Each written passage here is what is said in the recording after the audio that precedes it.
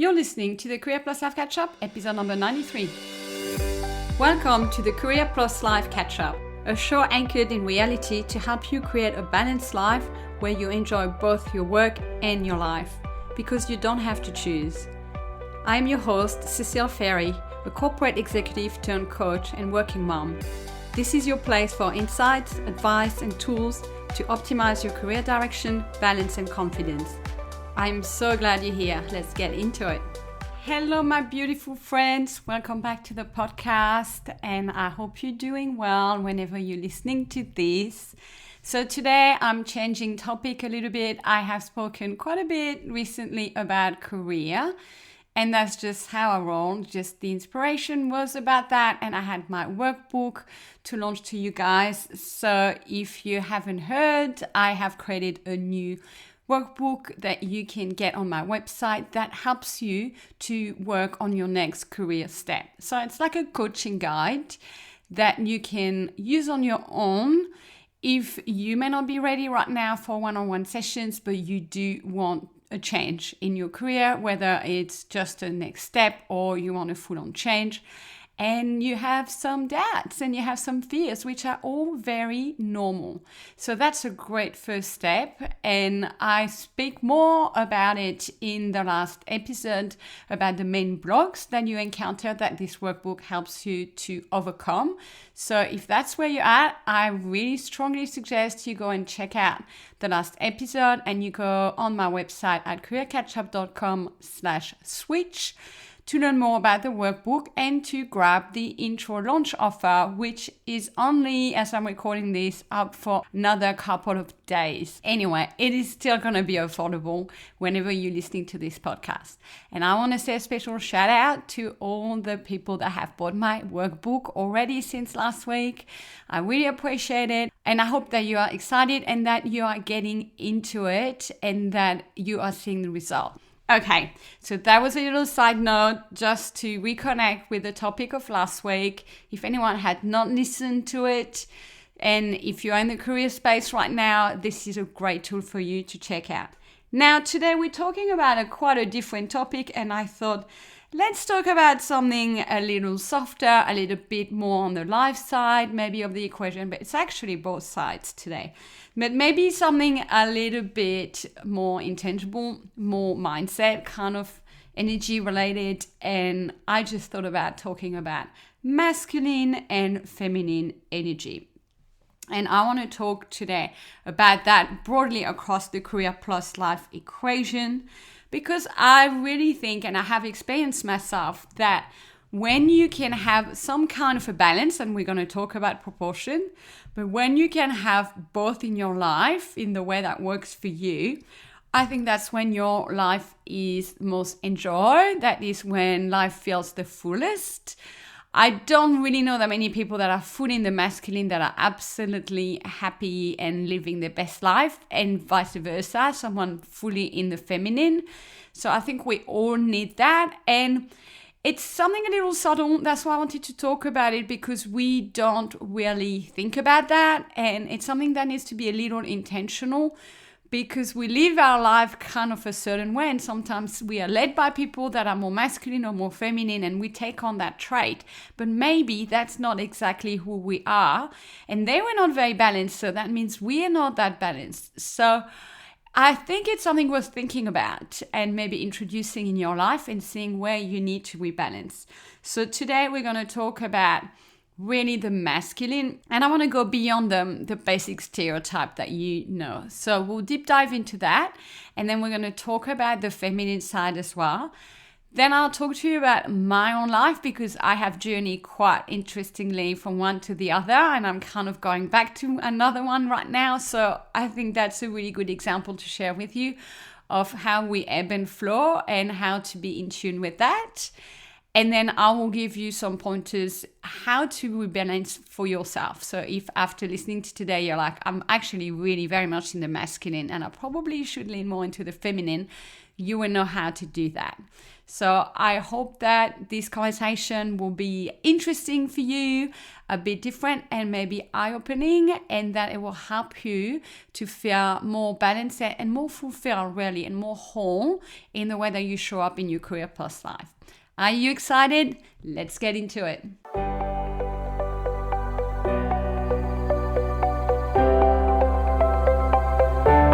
So let's start talking about masculine and feminine, or I might refer to them as yin and yang as I'm talking today, because that is how the world is, right? When you look at it, everything has those two sides. It's also what we call the law of polarity that exists. That is a universal law.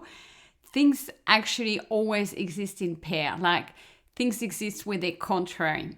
For something to exist, there is always the opposite of it, because the opposite helps defining what that thing is, if that makes sense. So, for instance, day and night. The day is only defined because it's in opposition to the night. So we couldn't just have the day on its own. Everything exists because there is an opposite and a contrary. And therefore, we're human beings. We're absolute matter in the universe. We're part of it. So we also have this duality within us. And we may not be as aware of it, but after today's episode, maybe that will change. But you can look at it. So we've got that in us, in human beings, but also look around in nature. So things like the seasons that we're seeing, or look at astrology with the zodiac signs, like half of them are yin, half of them are yang. Look at it in the dynamics of relationships and partnerships, like things just go hand in hand a lot in nature, inside our personality, and in the world at large. So let me start just randomly with the masculine side. So I want to give you some qualifiers, some keywords that really talk to the expression of masculinity. And I'm going to give you two categories. One is like the highest expression of masculinity, and one it's the lowest expression, if you like. So I think everything can be dialed up or down. It's like when you have strength. I talk about that with my clients. So there is like a spectrum, and you can either like play to the highest vibration of it or the lowest vibration of it. So when it comes to masculine, the highest expression of that is courage, is drive, is a sense of individuality and independence, standing on your own 2 feet, confidence, boldness. It's also being quite logical in your thinking. It's being quite loyal. It's being rational. It's being strong. There's a real strength that comes with masculine energy. And also expressing itself through leadership, leading people, leading causes, working towards a vision, being expansive, that idea of always exploring, pushing the boundaries, being adventurous. That can be also someone that is very forthright that way. There is also a lot of wisdom that comes with masculine energy because of all the experiences that I gain. There is innovation as well, that idea, that spirit of conquering and trying new things. There is playfulness, I believe, as well in the masculine energy, because things don't always have to be that serious. And also there's a certain charm that comes with it, that charisma as well. When you are in your masculine, you're embodying those values, whether you're at work or you're at home, you're being a parent, like these are really great traits to embody. Now, the lower side, if you like, the shadow side of the masculine that we can fall into when we overdo it or we're just not doing it right are impulsivity, being argumentative, being reckless. So it's, when we're just going too much, too strong. The haste. So I think always that speed and sometimes that sense of urgency I speak to, that culture of urgency that we have is a trait of masculine that is not serving us. There's always how we handle or mishandle our emotions. In that case, the anger can be mismanaged. There can be irritability. We can be quite bossy. Hello. Controlling. Hello. That's me too. Arrogant. possibly rebellious, trying to veer away from the path. We can be quite risky if we are being too masculine. Also, emotionally, we can be seen and potentially be cold and detached. And what comes with it also that can manifest at work is like overworking, like that overdrive, and therefore that can lead to burnout, or to be too much in your authority that you are a ruler. You're kind of imposing your views and you're actually not being a great leader. You're like over exerting your power. And also you might never feel good enough. That's the other side of that drive.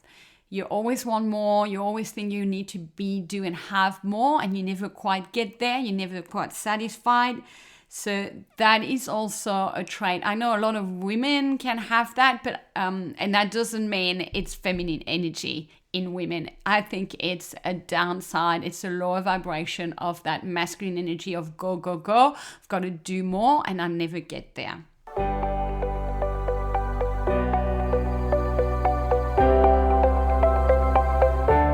Now let's cross over to the feminine energy, and we will describe it so same way.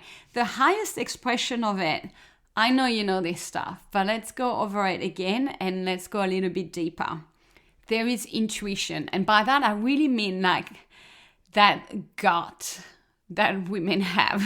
Still to this day, sometimes I will say to a man, oh, I reckon it's this, I reckon it's that, and they look at me and they go, well, how did you know? What made you think about it? And I say to them, I just knew.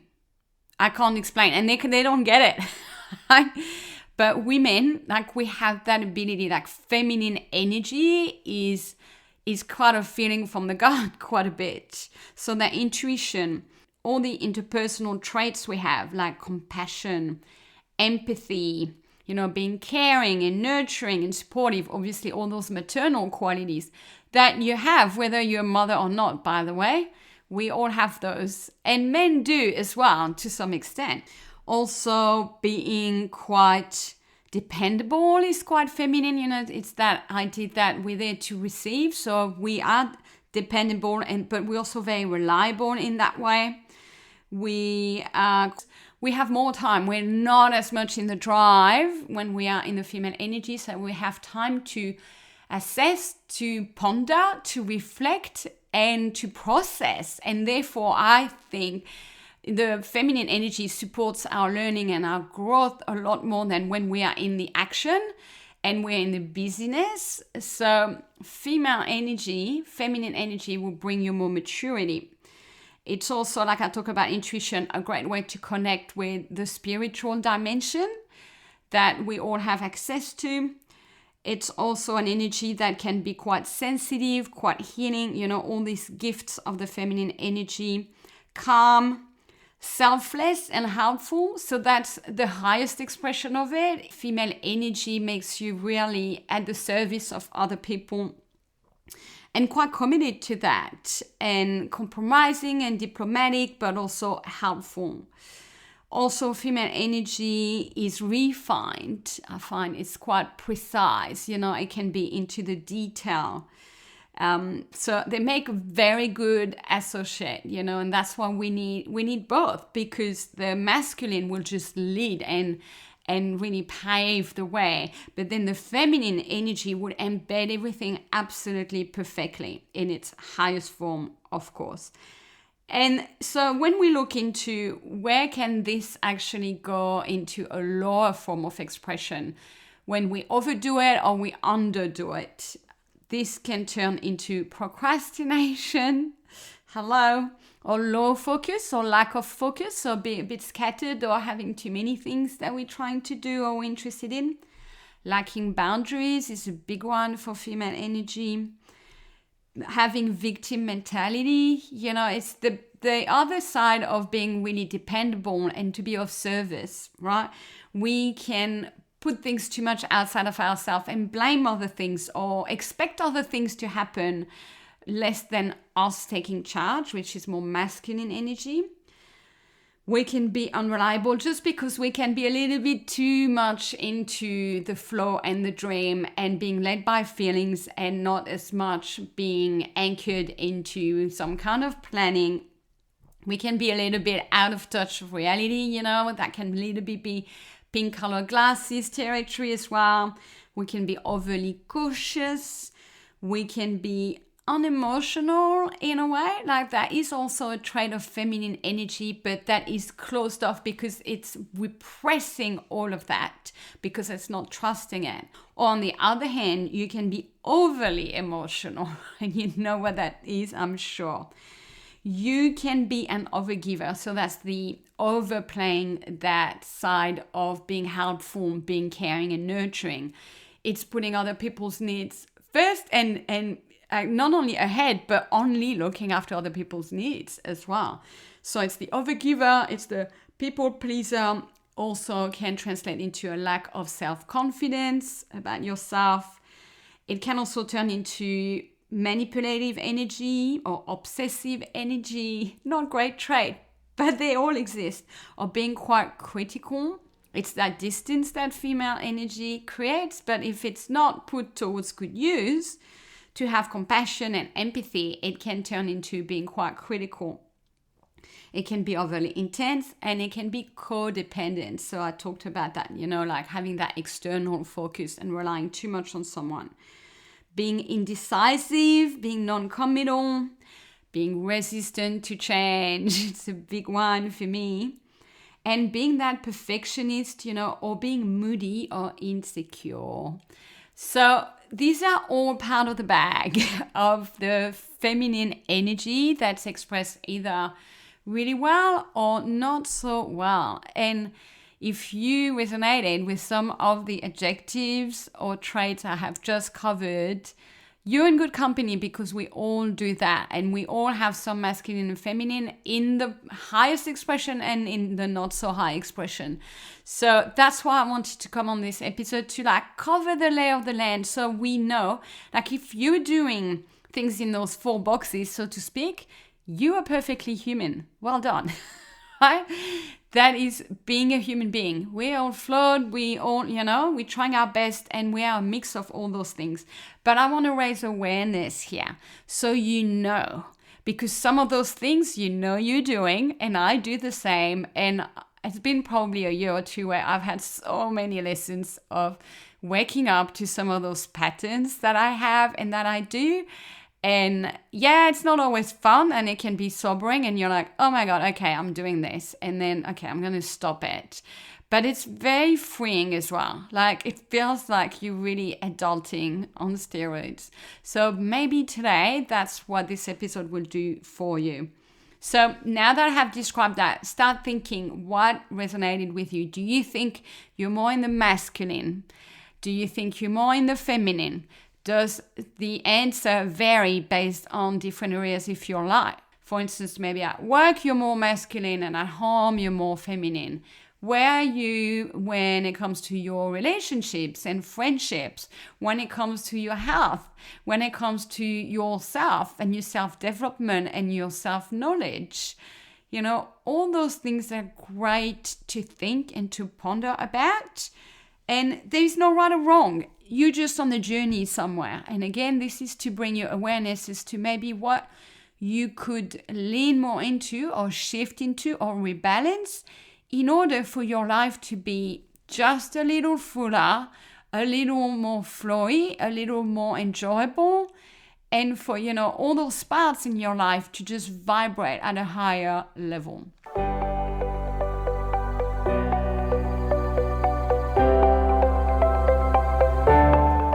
Okay, so before we go into how to rebalance, I wanted to briefly share about my life journey and where I've been, because I think it's a really good practical example of what I've just covered to show you how this can manifest in life and how we ebb and flow and we change.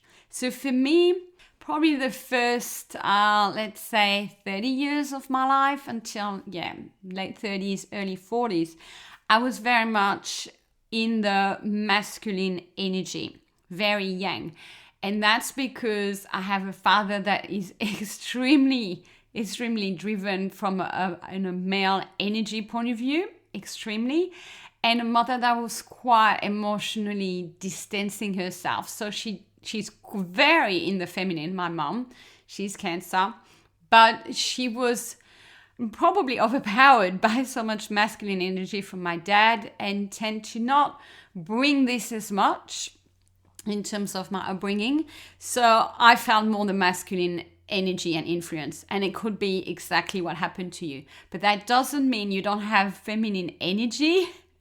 And that has been quite my journey to uncover a lot more. So let me start with the beginning. So I grew up with 5 brothers, so that is a lot of yang and masculine energy as well. I was the only girl. Then when I started working, I was extremely career oriented, and that really served me really well in the first part of my life because I built a very successful career based on my drive, based on my ambition. My confidence was very, very strong. I never had any issues with that. And that's what led me to being a great coach in that place, to be honest. But also, it wasn't all amazing. I also was quite into the negative side of the masculine energy too. I had, my temper wasn't the best. I would really get angry and irritable with people, especially those that disagreed with me. I wasn't a great boss. I talked about that on my blog, especially in the first couple of years. I was very bossy, like controlling and retaining the power. I didn't feel like I could trust to delegate. And this led me to my burnout that I talked about in previous podcast episodes and on my website. Right? I also, on the more positive side, I took some risk when I was in my masculine energy, including moving countries from France to over here at the age of 20 with nothing else than a suitcase and a temporary tourist visa. So if that's not masculine energy, I don't know what that is. But also it created challenges for me in my relationships because I was seen as cold, like I was quite masculine and I wasn't coming off my tower and really connecting and leveraging those female energy traits to really create successful and deep and meaningful relationship. That's not who I was. And I was also a very big perfectionist. Okay, so that's like very masculine energy here. I had a couple of feminine things in my life back then. When I was young, I was quite musical. I played the piano and the violin, and I did some musical studies, and I was quite artistic as well. But versus everything else, like the balance was really, really off. And so in my 40s, let's just like blanket statement, like from, late 30s to now, I have completely rebalanced more into the yin and feminine side. And that was like post my burnout pretty much. So I have been adopting a much slower pace of life where I have great work-life balance and everything is about flexibility and kind of really going with that flow, that surrendering. Obviously, becoming a coach has been a huge change to rebalancing my energies because that allowed me to sit more with my natural strength and gifts in intuition, in empathy, in listening, in connecting. And to be honest, that has grown those gifts. And I didn't really know that I had them because I had been so much in the masculine before. And I think I've already mentioned that on the podcast, but like I had close people to me who were like, are you sure you want to be a coach? Because they saw me as this masculine person and they didn't think I was that great at connecting with empathy with people. And lucky I didn't listen to them and I really felt called to do it. And that brought my gift back up to the surface. So maybe something for you to really take from that.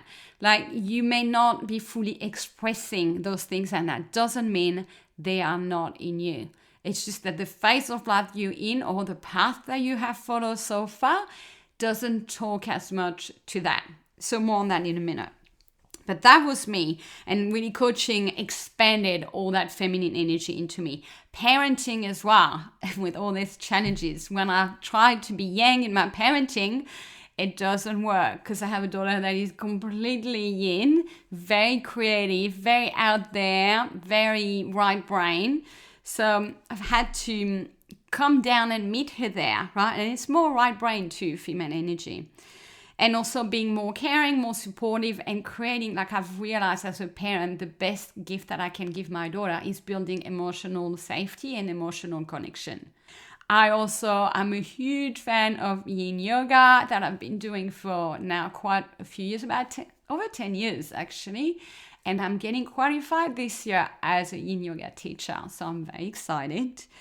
I've also learned to temper my hyperactivity, so actually doing less and being a lot more comfortable with resting and stopping and being quite chill at home. That is not who I was 10, 15 years ago. All my friends will confirm that. And putting my health first, that's a big change. And as a result, I've been less driven, if you like, in my business. I still want things and I still do my work and enjoy it. But before it was like this was everything. And my identity was wrapped up in that. Now I have a lot more balance and it's about hitting different things at the same time. And also my spirituality, my spiritual connection is really taken off over the last couple of years. I will share more probably in the future in the podcast about that, but I definitely have a lot of meditation experience now, and I'm big on manifestations, like connecting with my intuition. These are themes you will start seeing me weave a lot more into the content I talk about here. So even you can see, even my coaching business, like I was the career catch-up. And then I expanded. I was very career focused. And then I expanded into life coaching. And when I launched my podcast, I made it about career and life. And then now I'm expanding even more when I'm going to start shifting in with more like tools like astrology and connecting to your intuition. So that's been my journey. A lot of movement from masculine to feminine. And then now, to be honest, I realize I'm maybe a little too much in the feminine. And I am starting this year to go back with putting myself more into masculine, where I'm like, okay, I need to get more things. I need to get things done a little bit more and stop just trusting and going with the flow and connecting to my intuition. I need to do both. So I hope this story maybe help you resonate it in some way, but see where you are on the curve and how you need to move right now. Do you need to go back with more masculine, more feminine? And we're going to talk about this right now.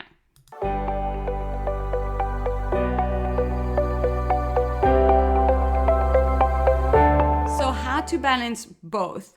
The thing is, we need both. We all do, but not always in the same proportion. And I'm not saying we should aim all of us for 50-50. I don't think so. I don't think that's how it works. I think the actual proportion, that recipe is unique to you. And that's my belief. I really think this is linked to who you are as a person. When you were born and when you came into this world, you had that specific set in you, and that is mirror in your birth chart. And that's what I love doing when I do birth chart reading, is looking at the balance of yin and yang, and we look at the different signs. So if you have a lot of fire energy and a lot of air energy, which is very much action oriented and thinking oriented, you've got a lot of masculine, a lot of yang. On the other hand, if you have more placements and more energy in the areas that are more feminine, the feminine signs that are the water signs and the earth signs, right? It's more about being grounded and it's about feelings.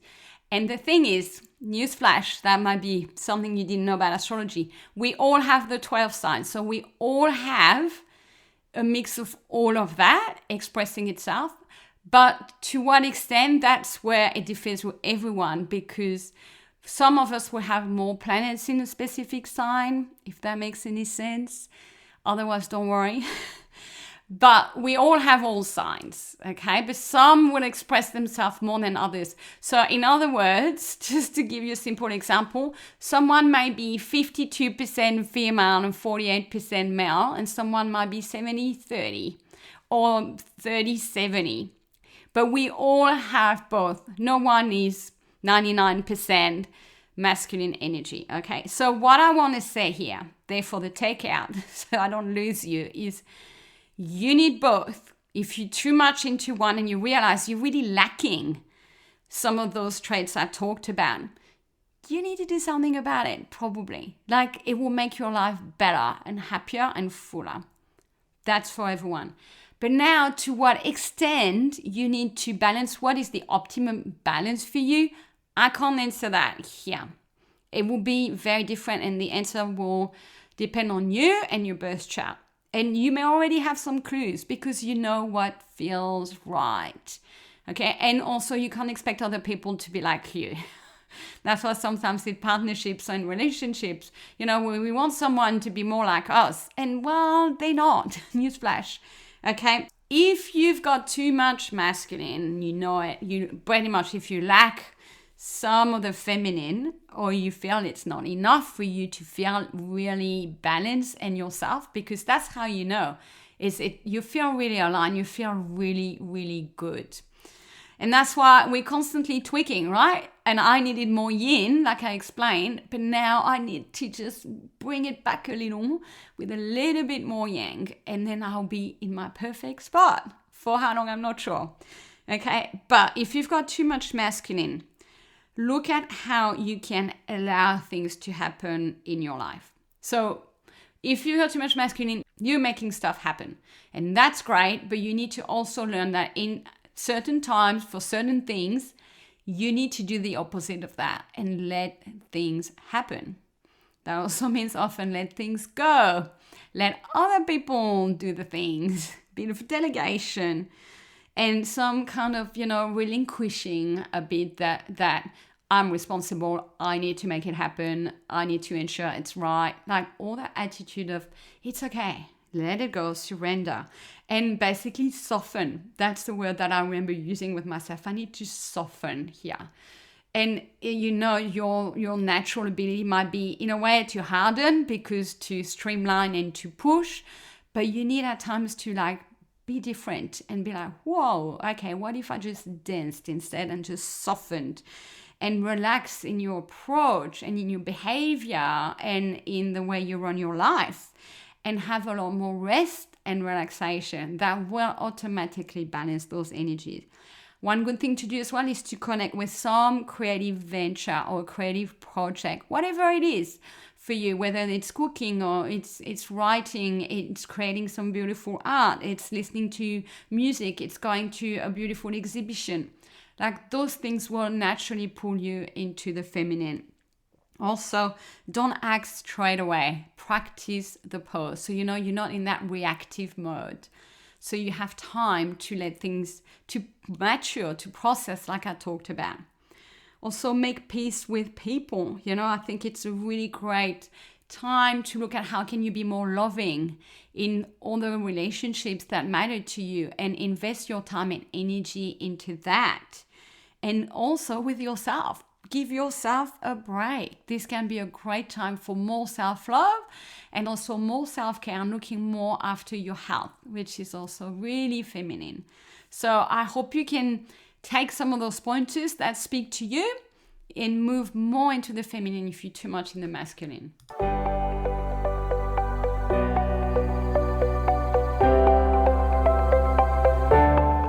Now let's talk about the opposite to finish off. If you're too much in the feminine, you need to start to focus more on planning and committing and deciding, making things happen.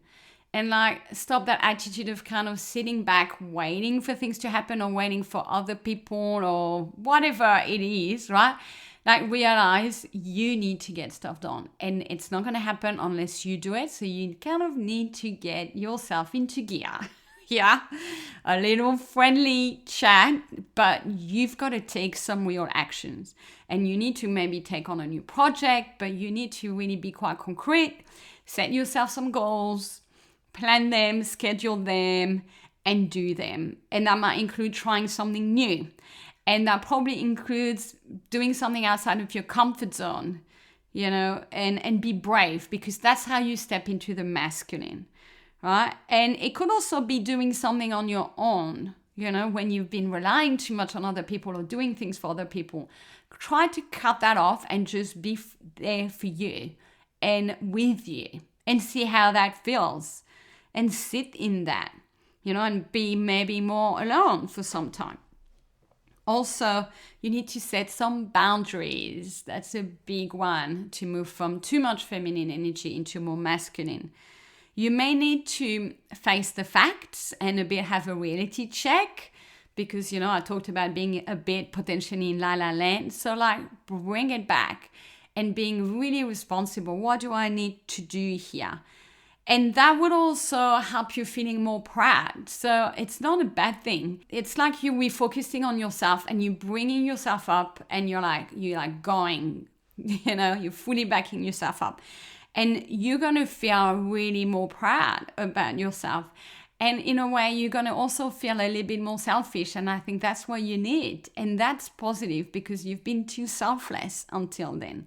So that's how you can rebalance things. And in a way, it's like you need to get out of the cave where you've been. And the cave is good for reflecting, for balancing and nurturing. But you also need to get stuff done out there in the world. And you need to put some order into things, or you need to go and do it. And sometimes brave your fear, because you will get the dividend from it. All right, so that's what I wanted to share about rebalancing masculine and feminine.